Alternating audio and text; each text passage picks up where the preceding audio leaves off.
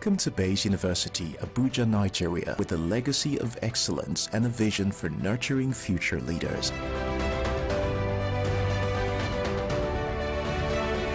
Bayes University is in a league of its own. We're all about our people, processes, and technology. Bayes is one of the highly rated universities in Nigeria in terms of product quality standards. We don't just produce graduates, but groom people into employers of labor. And it has made us understand that learning is all about three things. We learn, we unlearn, and we relearn. Bayes University Hospital offers a range of specialized services equipped with the latest technology, manned by a team of trusted professionals. And now, our vision extends beyond our walls with the Baba Ahmed University in Kano following our lead. Join us at Bayes University and invest in your future today. Bayes University is the institution that you will get the best value for money education in Nigeria. Bayes University. Learn to live.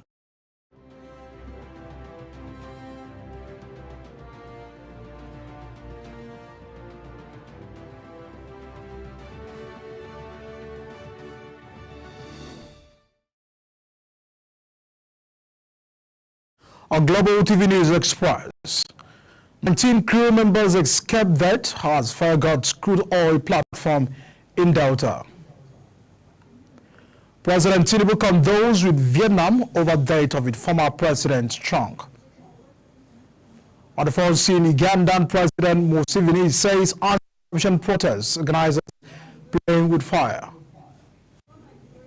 On the business, federal government to bankroll conversion of 30,000 commercial buses to CNG at 45 billion naira in 90 days. On in sports, Babangida's held admin celebrate 29 years of polo triumph. Hello and welcome to all of you in Nigeria and around the world to News Express here on Global Television. Coming to you live from the nation's capital, Abuja. I am Edikan Michael. We'd like to remind you that Global Television is on DSTV channel 365. And now the news. President Bola Tinubu has extended his heartfelt condolences to the government and the people of Vietnam over the passing of General Secretary Phuong Chong, the former leader of Vietnam. In a statement issued by Special Advisor on Media and Publicity during Galena, President Tinubu commiserated with the widow of the late leader, Madam Nguyen Thieu-Man, and expressed profound sympathy over the loss. He acknowledged the significant influence and effort of the deceased leader in shaping Vietnam and assured the people of Vietnam of Nigeria's solidarity during this time of grief.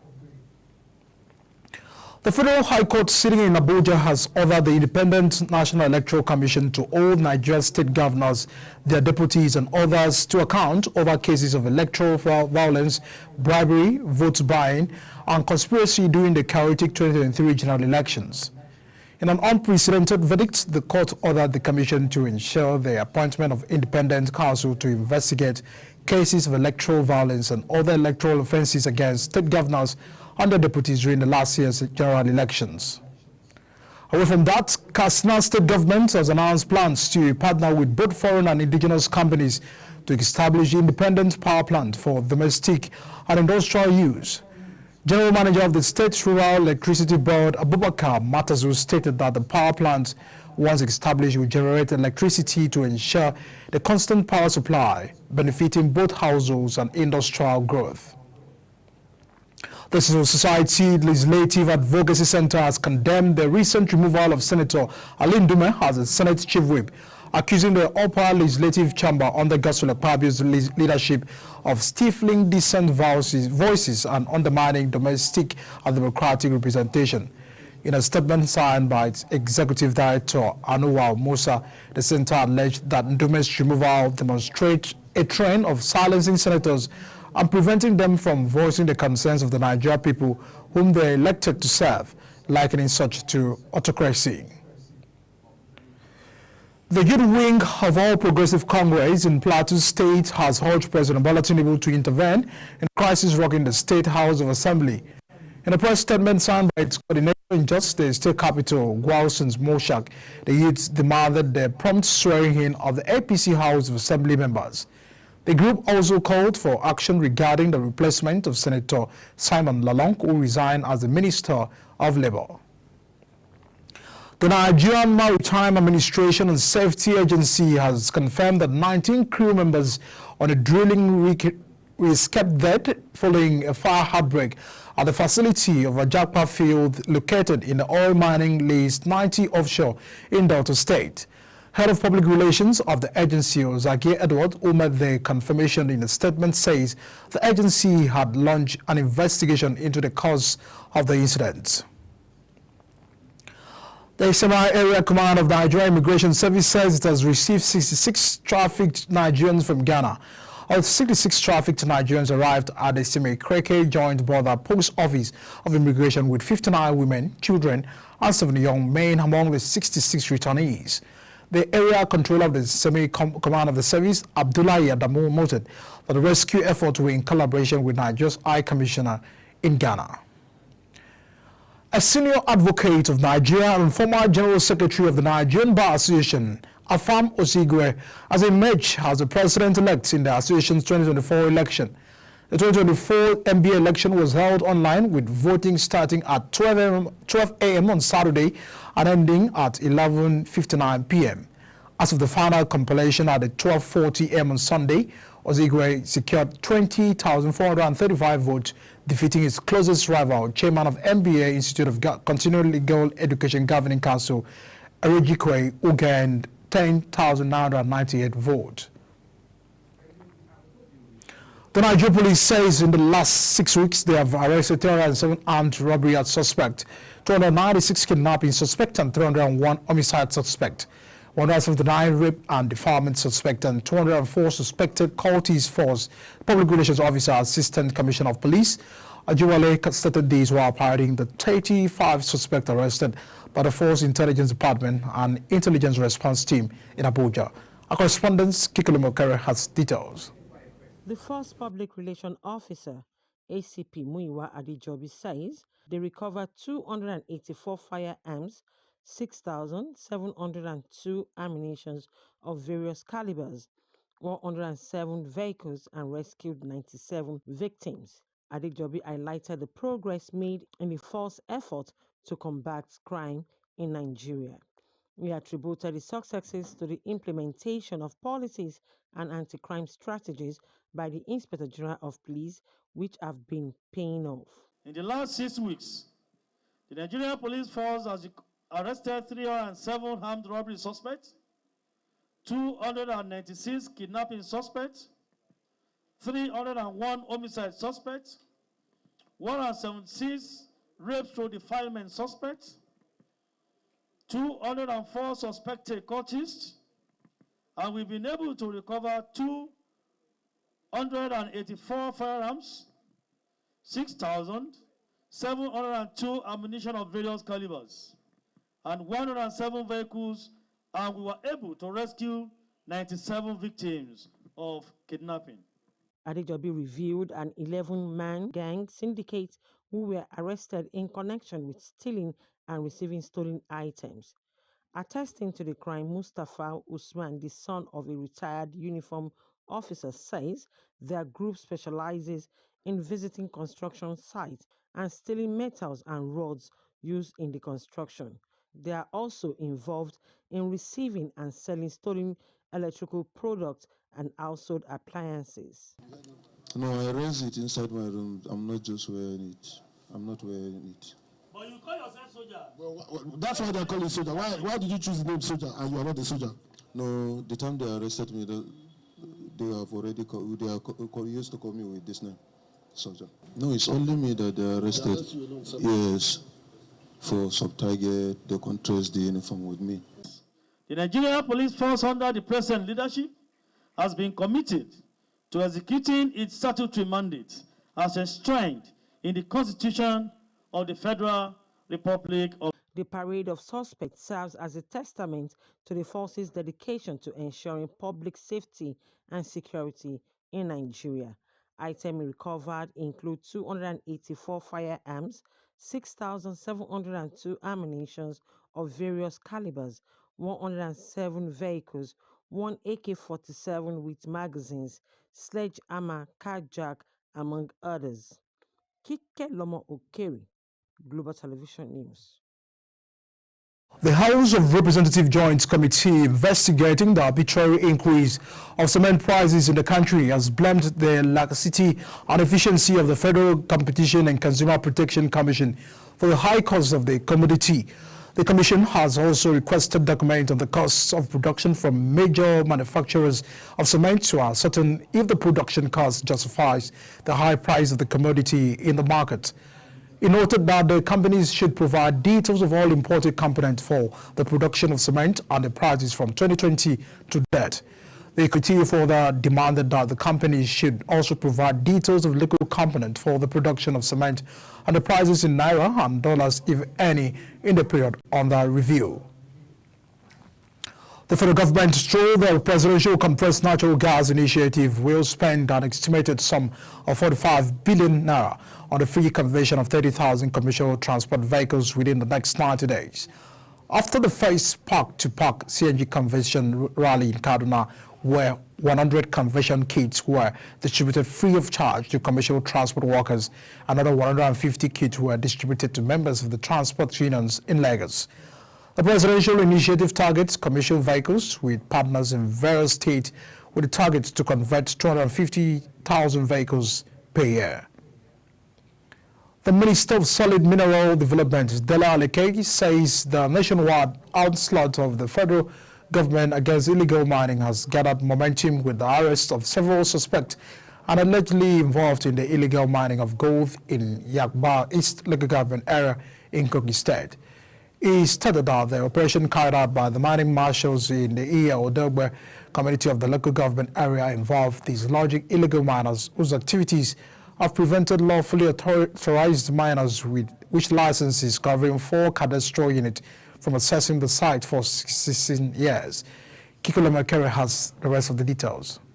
The Minister of Solid Mineral Development, Dele Alake, says reports indicate that the nefarious activities have gone unhindered for over 20 years. The well-coordinated operations led by Commander Mining Marshal ACC Atta John Onoja resulted in the arrest of 7 suspects heading different groups of illegal miners in the area. Following the successful operations, site workers were given 5 days to completely vacate the site as operations to effectively secure the areas and ensure it is fully recovered for lawful mining activities to commence. It could be recalled that a similar operations was carried out recently by the mining marshal in Umonochi local government area of Abia State, leading to the arrest of 8 Chinese nationals and a Nigerian suspected to be involved in illegal mining. The trial of the suspects commenced last week at the Federal High Court, Abuja Division, and they were remanded in Kuje Prison until adjourned date. The Ministry of Solid Mineral Development, under the leadership of Dele Alake, says it is committed to fight the menace of illegal mining headlong and bring culprits to book. Kike Lomo Okeri, Global Television News. And now Nigerians have called out the Chief Executive of the Nigerian Midstream and the Downstream Petroleum Authority, Farouk Ahmed, for saying the diesel produced by the $20 billion Dangote refinery is inferior to the ones imported into the country. It appears Ahmed incurred the wrath of Nigerians who accused him of trying to market the refinery owned by Africa's richest man, Aliko Dangote. Ahmed had told the Dangote refinery that the federal government will not stop the importation of petroleum products, saying Nigeria cannot depend on one refinery to feed the nation. The agency also said the diesel from the Dangote refinery contains a high sulfur content of about 100,000 parts per million. You're watching News Express, coming to you live from the Nigeria's capital, Abuja, on DSTV channel 365 and Star Times channel 276.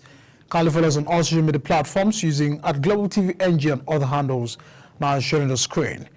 When this Express returns, Ugandan President Museveni says anti-corruption protests organizers playing with fire. We'll bring you these and all other top stories right after this break. Do stay with us.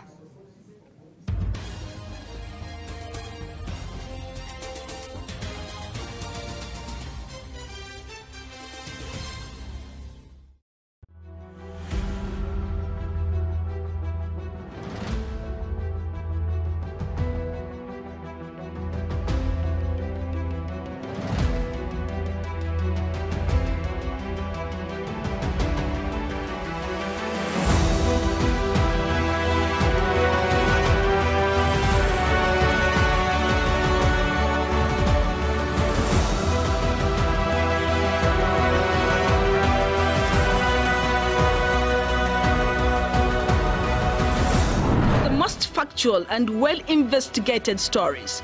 Look no further than Global Television. Dive deep into issues with our in-depth analysis and stay informed with our educational and interesting programs. Join us on Global Television, where quality content meets excellence. Follow us on all our social media platforms to stay connected and never miss an update. Global Television, Nigeria, our pride.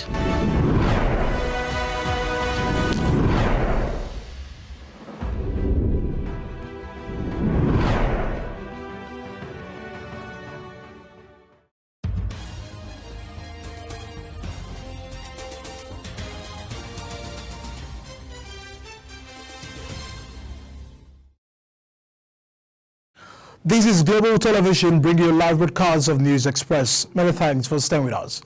Now to foreign scene. The United States Geological Survey says a 6.2 magnitude earthquake has struck the Guatemala, with the tremor also felt in the El Salvador and the Nicaragua. No casualties or damage were, however, reported in the three countries. From that, Uganda's President Yoweri Museveni has warned protesters that they will be, in his words, playing with fire if the press ahead with plans to stage an anti-corruption march to Parliament on Tuesday. Young Ugandans have been organizing the march on social media to demand an end to corruption in government. They have been partly inspired by their counterparts in Kenya, who organized mass demonstrations that forced President William Ruto to drop plans to increase taxes. The protests have since morphed into calls for his resignation. In a televised address, the Museveni warned the Ugandan organizers that their planned protests will not be tolerated. The Ugandan president is accused by his critics of ruling Uganda with an iron hand since taking over power in 1986, but his supporters praise him for maintaining stability in the East African nation. Israeli fighter jets have struck the old military target near Yemen's port, killing at least 3 people and wounding 87. A day after a drone launched by the Iranian-backed group hit Israeli economic hub. Most of the wounded suffered severe burns in their airstrikes that targeted oil facilities and a power station. The federal government has announced that the First National Agricultural Land Development Authority Institute of Agribusiness and Entrepreneurship will begin operations in September this year. The Executive Secretary of the Institute, Paul Ikone, who disclosed this to journalists in Abuja, explained that the establishment of the institute was to support the growth and development of agribusiness in Nigeria by transforming agriculture into a modern and appealing career path for the youth. He said the institute will be established in the 6 geopolitical zones of Nigeria, adding that the first Institute of Agribusiness and Entrepreneurship will begin activities in Abia State in the next 2 months. And now the Council for Regulation of Engineering in Nigeria has expressed concern over the incessant building collapse in the country, stating that Nigeria cannot investigate such incidents. President of the Council, Professor Sadiq Abubakar, stated that the building collapse is not peculiar to Nigeria, but the country's inability to investigate and prosecute those responsible as a major challenge. The president of Dangote Group, Aliko Dangote, has claimed that substandard petroleum products are being imported into the country and sold to unsuspecting Nigerians. Dangote made the claim during the visit of the leadership of the House of Representatives led by the Speaker Tajuddin Abbas and his deputy Benjamin Kalu to the Dangote refinery in Lagos State. The business tycoon said there was a need for an investigation to be carried out to determine if there are some saboteurs in the oil sector or to find out if there are all ulterior motives to demarket its business. He also said that the best way to determine the quality of products being imported and sold to Nigerians is by going to the filling stations and buying and testing them. And now to sports, Nigeria's foremost polo club and El Amin celebrated another milestone of dominance in Nigeria's scene for 29 years. They just concluded 2024 Mina Polo Tournament. The tournament, which was hosted by the Niger State government, pitched most of the biggest names in Nigeria, and an impressive assemblage of teams from across the country was unique in many ways. Around 6 days after Lionel Messi's ankle swelled to nearly twice its size during the Copa America final, The Argentine legend made a surprise appearance at an Inter Miami game to accept a plaque commemorating his 45th major title win for both club and country. Among Messi's 45 triumphs is the historic achievement of bringing Inter Miami its first piece of hardware last year, winning the league's club. As we wrap up News Express on Global Television, here is a quick look at some of the major headlines. 19 crew members have escaped death as fire got crude oil platform in Delta State. President Tinubu has condoled Vietnam over death of its former president, Trong. On the foreign scene, Ugandan President Museveni has stated that anti-corruption protest organizers are playing with fire. And finally, in sports, we told you Babangida's Elder Men have celebrated 29 years of polo trumps. And that's the package on News Express, and it's come to you live from Nigeria's capital, Abuja, on DSTV channel 365 and Star Times channel 276. Kindly follow us on all streaming media platforms using @Global TV NG and other handles now shown on the screen. I'm Edika Mike. Thanks for joining us on News Express. See you again.